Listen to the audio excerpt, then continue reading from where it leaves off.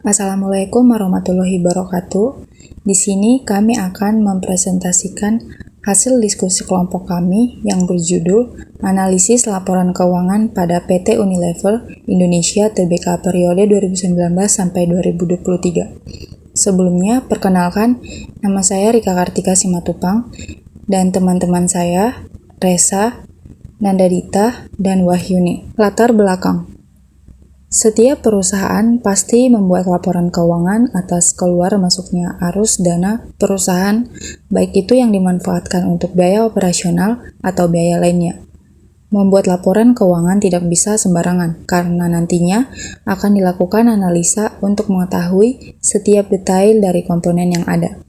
Dalam melakukan analisa laporan keuangan, juga tidak bisa dilakukan sembarangan.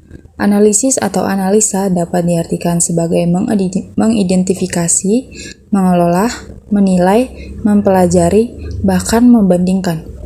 Umumnya, analisa ini digunakan oleh perusahaan atau organisasi dalam memeriksa seluruh jenis laporan keuangan secara berkala. Melakukan analisa ini sangat penting karena dapat melihat stabilitas keuangan, bahkan menghitung untuk rugi sebuah perusahaan. Dalam melakukan analisa keuangan, seorang analisis menguraikan setiap komponen-komponen laporan keuangan agar bisa mendapatkan informasi secara detail. Informasi-informasi terhadap komponen laporan keuangan ini sangat penting untuk mengetahui kondisi keuangan dari sebuah perusahaan, sehingga dapat dijadikan suatu rujukan dalam sebuah pengambilan keputusan. Di sini kita akan membahas tentang pengertian laporan keuangan, tujuan laporan keuangan, jenis-jenis laporan keuangan, dan manfaat laporan keuangan. Laporan keuangan adalah penyajian terstruktur dari posisi keuangan dan kinerja keuangan suatu entitas. Menurut PSAK nomor 1 2015, laporan keuangan merupakan bagian dari proses pelaporan keuangan. Laporan keuangan yang lengkap biasanya meliputi neraca, laporan laba rugi, laporan perubahan posisi keuangan, atau yang dapat disajikan dalam berbagai cara, misalnya sebagai laporan arus kas atau laporan arus dana, catatan dan laporan lain, serta materi penjelasan yang merupakan bagian integral dari laporan keuangan. Kemudian, ada tujuan laporan keuangan. Tujuan laporan keuangan adalah memberikan informasi mengenai posisi keuangan, kinerja keuangan, dan arus kas entitas. Informasi ini bermanfaat bagi sebagian besar kalangan pengguna laporan dalam pembuatan keputusan ekonomi. Tujuan utama dari laporan keuangan adalah memberikan informasi keuangan yang mencakup perubahan dari unsur-unsur laporan keuangan yang ditunjukkan kepada pihak-pihak lain yang berkepentingan dalam menilai kinerja keuangan terhadap perusahaan di samping pihak manajemen perusahaan. Jenis-jenis rasio keuangan. A. Rasio likuiditas. 1. Rasio lancar atau kurang rasio. Dengan rumus, rasio lancar sama dengan aktiva lancar dibagi utang lancar. Yang kedua, rasio kas atau kas rasio. Dengan rumus, rasio kas sama dengan kas ditambah aktiva setara kas dibagi utang lancar. B. Rasio solvabilitas. 1. Rasio utang atau debt to asset ratio. Dengan rumus, rasio utang sama dengan jumlah utang dibagi jumlah aktiva. Yang kedua, rasio utang dengan pendekatan modal, debt to equity ratio. Dengan rumus, rasio utang sama dengan jumlah utang dibagi jumlah modal kali 100%. Manfaat laporan keuangan. 1. Sebagai bahan evaluasi perusahaan. 2. Untuk pertimbangan resiko penanaman modal. 3. Dijadikan bukti taat pajak. 4. Sebagai bukti pembayaran hutang. 5. Untuk melihat kemampuan perusahaan melunasi pinjaman dana. Metode penelitian. Penelitian ini menggunakan metode deskriptif dengan pendekatan kuantitatif, yaitu metode analisis data dengan cara mendeskripsikan atau menggambarkan data yang telah terkumpul sebagaimana adanya. Data yang dianalisis adalah laporan keuangan PT Unilever Indonesia Tbk dari tahun 2019 hingga 2023. Teknik analisis yang digunakan adalah deskriptif kuantitatif, di mana data dalam bentuk numerik meliputi laporan keuangan yang memaparkan situasi dan kejadian sebenarnya di dalam perusahaan. Penelitian ini memilih untuk menganalisis indikator likuiditas dan solvabilitas. Indikator likuiditas mengukur kemampuan suatu perusahaan dalam memenuhi hutang jangka pendeknya. Indikator solvabilitas mengukur kemampuan perusahaan untuk memenuhi kewajiban jangka panjangnya. Analisis ini akan memberikan wawasan tentang kesehatan keuangan dan kinerja pada PT Unilever Tbk. Di sini kita akan menganalisis data keuangan pada PT Unilever Indonesia Tbk periode 2019 sampai 2023 dengan menggunakan analisis rasio likuiditas current ratio.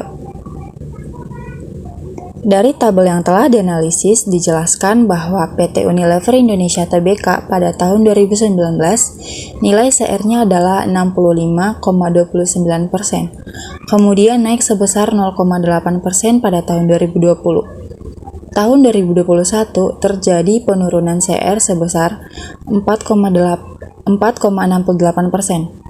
Kemudian tahun 2022 dan 2023 kembali mengalami penurunan sebesar 0,59% dan 5,65% dengan rata-rata 5 tahun terakhir yaitu 61,76%.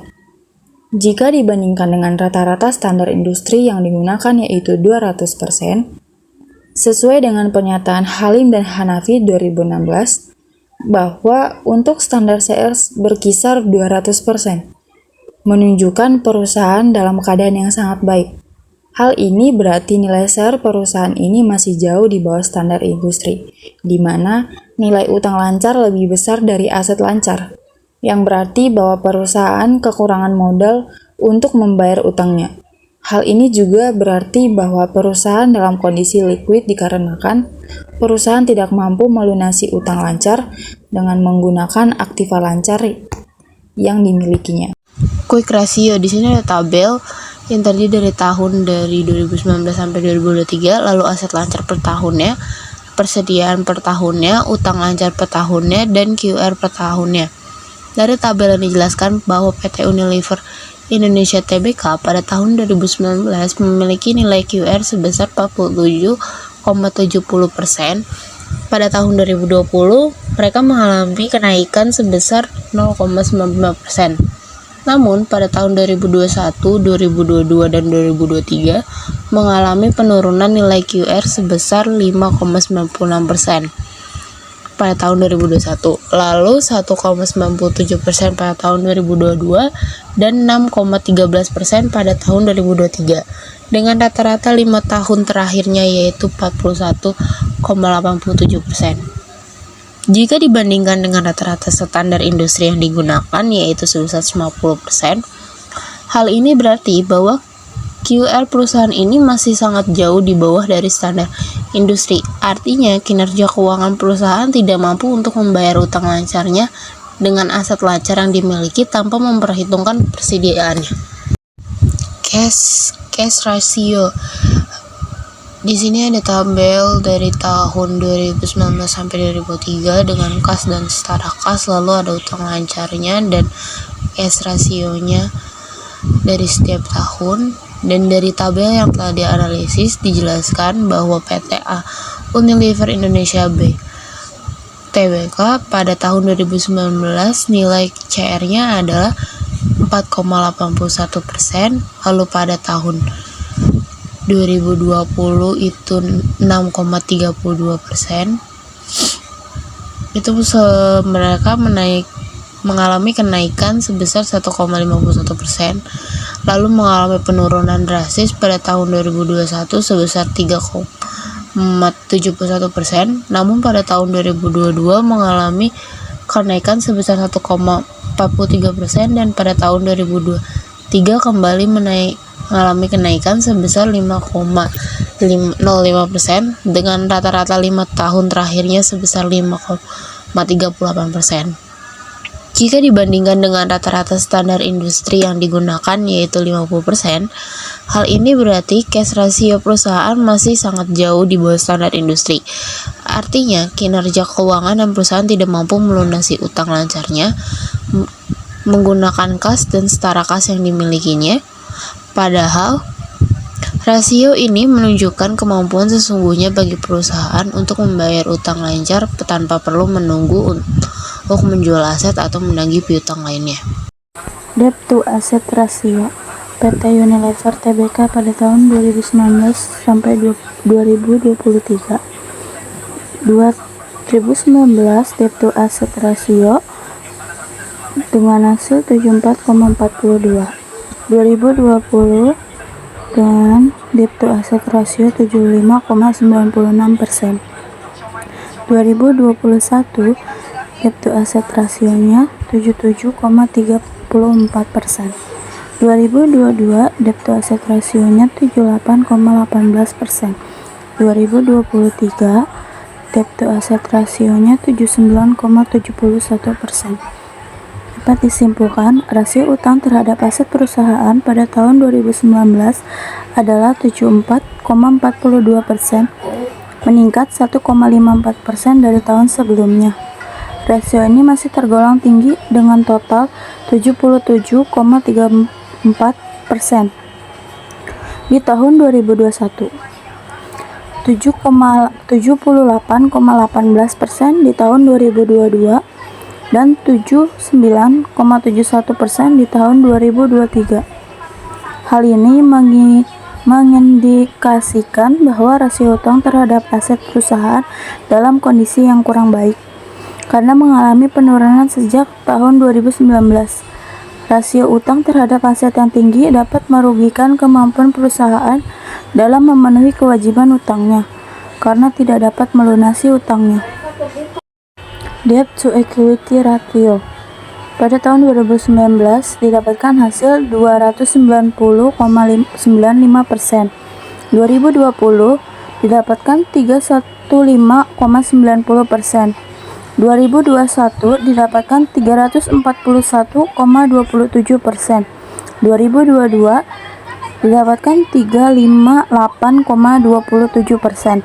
2023 didapatkan 392,84%. Dapat disimpulkan dari tabel di atas, rasio utang terhadap ekuitas mengalami peningkatan setiap tahunnya, di mana pada tahun 2019 sebesar 290,95%, tahun 2020 sebanyak 315,90%, tahun 2021 sebesar 341,27%, tahun 2022 sebesar 358,27%, dan tahun 2023 sebesar 392,84%. Peningkatan ini disebabkan oleh tingkat utang perusahaan yang meningkat antara tahun 2019 hingga 2023, yang merupakan tanda-tanda kondisi keuangan yang lemah. Rasio utang terhadap ekuitas juga diperkirakan meningkat di tahun-tahun mendatang, yang mengindikasikan bahwa kinerja keuangan perusahaan sangat dipengaruhi oleh tingkat utangnya. Berikutnya ada kesimpulan. Dapat disimpulkan bahwa perusahaan PT Unilever Indonesia Tbk diketahui bahwa analisis yang digunakan oleh perusahaan dilihat dari rasio likuiditas dan rasio solvabilitas.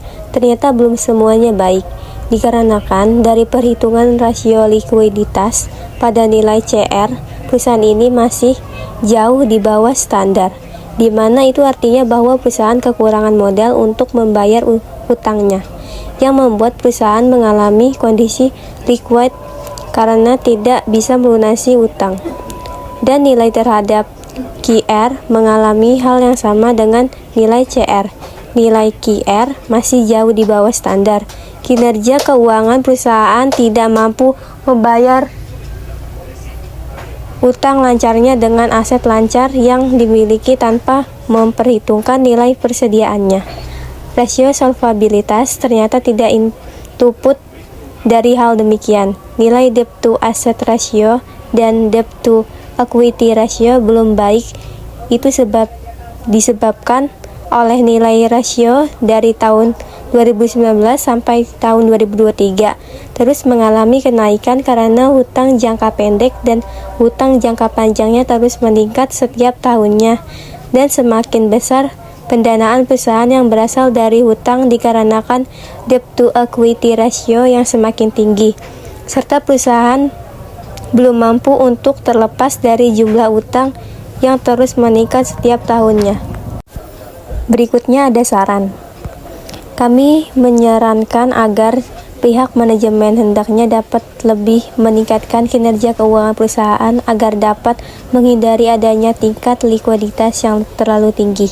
Karena hal tersebut menandakan adanya aktiva lancar yang berlebihan di perusahaan yang seharusnya dapat dipergunakan dengan lebih efisien untuk meningkatkan laba perusahaan. Begitu pula sebaliknya, bila pencapaian likuiditas terlalu rendah, maka hasil yang dicapai akan kurang optimal, dan hal tersebut mengindikasikan bahwa pihak manajemen perusahaan kurang efektif dalam mengelola aktiva perusahaan untuk menghasilkan laba perusahaan. Hal ini dapat diketahui dari nilai current ratio yang selalu berfluktuasi meningkat dan menurun. Sebaiknya pihak manajemen dapat lebih berusaha untuk memperbaiki dan meningkatkan kinerja keuangan perusahaan secara keseluruhan agar keuntungan perusahaan dapat lebih meningkat.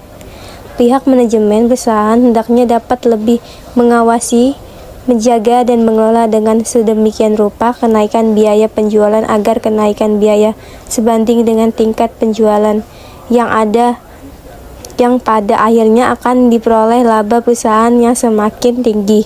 Manajemen perusahaan dapat lebih teliti dan tepat dalam memilih penggunaan produk-produk berlisensi sehingga dapat mengurangi dan menekan biaya pembayaran mata uang asing untuk produk-produk yang berlisensi tersebut. Sekian presentasi dari kami, kurang lebihnya mohon maaf. Wassalamualaikum warahmatullahi wabarakatuh.